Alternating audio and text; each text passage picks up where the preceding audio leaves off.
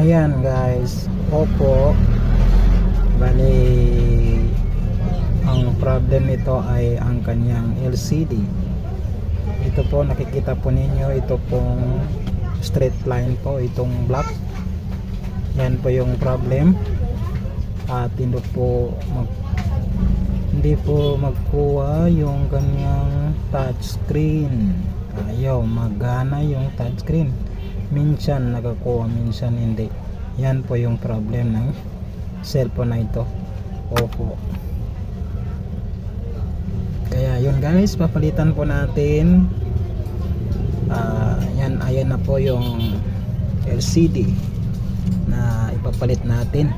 Yan, brand new po na LCD. Ito po yung ipapalit natin guys. Yan, yan po yung LCD na ipapalit natin na bagong bago. Kaya yun guys, papalitan na natin. Kaya let's go, bubuksan na natin. Ayun guys, bubuksan na natin.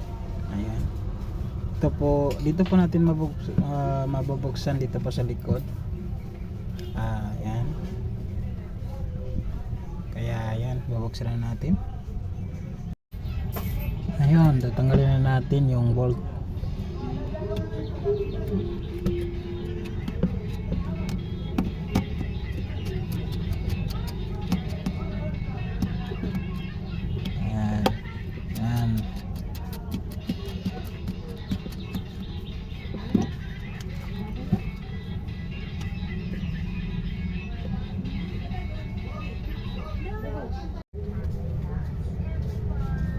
Ayun guys, nabuksan na natin.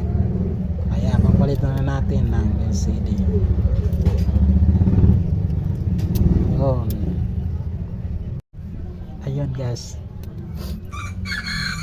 Ayan. Try natin ng bagong LCD. Kung okay yung LCD na pinalit natin. Kailangan po ma-try natin yung touchscreen. At yung LCD is wala tayong makita na yung mga white mark. Yun, wala, may password. Tanungin natin yung may-ari na natong yung password din niya ba? 3 lang.